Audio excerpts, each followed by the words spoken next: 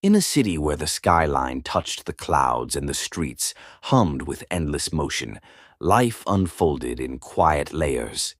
People moved like shadows, brushing past each other without a glance, each carrying a universe of unspoken thoughts. They were the baristas pouring coffee with mechanical smiles, the commuters staring out train windows, the elders shuffling along sidewalks. Ordinary on the surface, but beneath, their hearts held stories of joy muted by time, losses buried deep, and hopes flickering like distant stars. Emma was one such soul. At 32, she managed a cozy bookstore downtown, stacking shelves with tales of adventure and romance that she no longer believed in herself. To her customers, she was cheerful and knowledgeable, recommending books with a warm nod. But at home, in her tiny apartment overlooking a noisy alley, the nights stretched long and empty. Her marriage had ended 2 years ago, not with drama, but with a quiet drift apart. Now her only company was a stack of unread novels and the echo of what-ifs that kept her awake.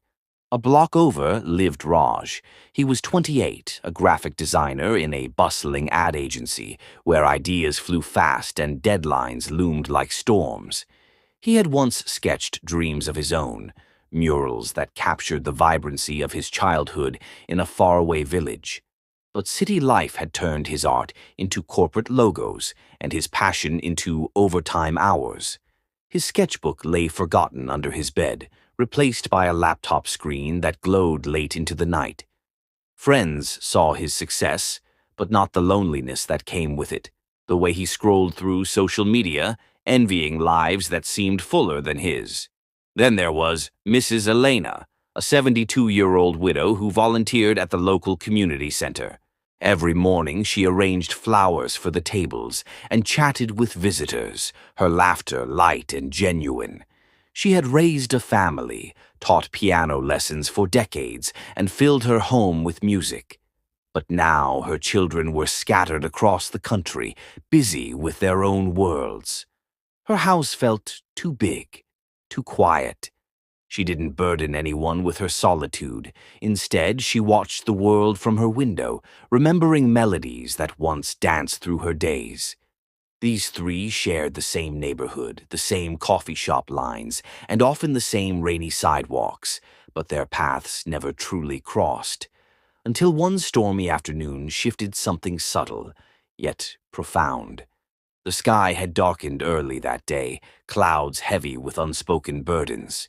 Rain poured down in sheets, turning the streets into rivers and forcing strangers to huddle under awnings.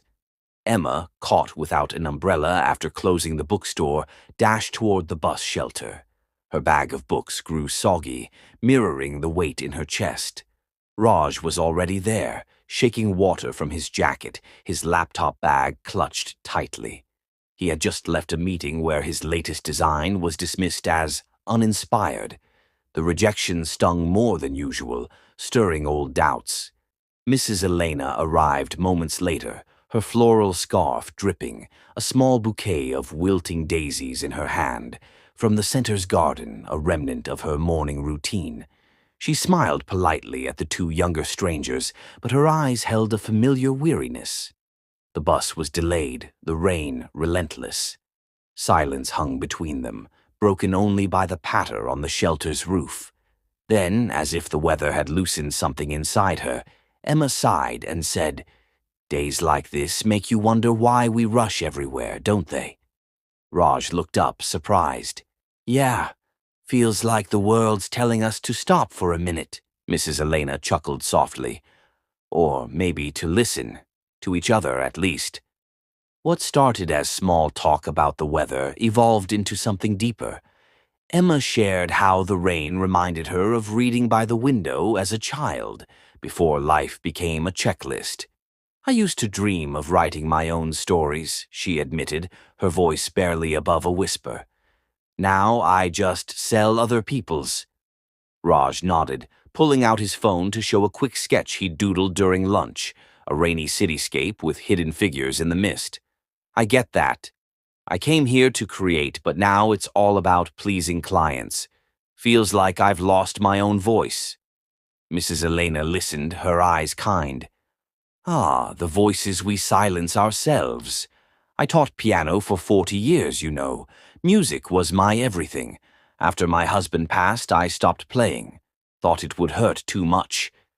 But lately, I've been thinking of starting again." The bus arrived eventually, but none of them boarded right away. Instead, they exchanged numbers, Emma suggesting a local art cafe where writers and artists met, Raj offering to design a flyer for Mrs. Elena's potential piano recitals, and Mrs. Elena sharing a simple wisdom. Life's too short to keep our stories locked away. Sometimes all it takes is a rainy day to open the door. In the weeks that followed, small changes rippled through their lives. Emma dusted off her journal, scribbling ideas during quiet shifts at the bookstore. She even joined a writing group, her words flowing freer than before. Raj rediscovered his sketchbook, blending his corporate work with personal projects that reignited his spark. And Mrs. Elena? She tuned her old piano, her fingers tentative at first, then stronger, filling her home with melodies once more. They met occasionally, at the cafe, under clearer skies, sharing updates, laughs, and the vulnerabilities they'd hidden for so long. It wasn't a grand transformation, no lives upended overnight. But in those connections they found a quiet strength, a reminder that behind every hurried step, every polite nod, lies a world worth asking about. We walk among countless stories every day, tales of dreams deferred, hearts mended in silence, hopes waiting to be heard. A simple question, a shared moment can bridge the gap. So next time the rain falls or you find yourself beside a stranger, pause, ask, listen. You might just uncover the beauty in the lives we never ask about. Fade out with rain, sound softening into uplifting guitar notes, ending on a hopeful chord.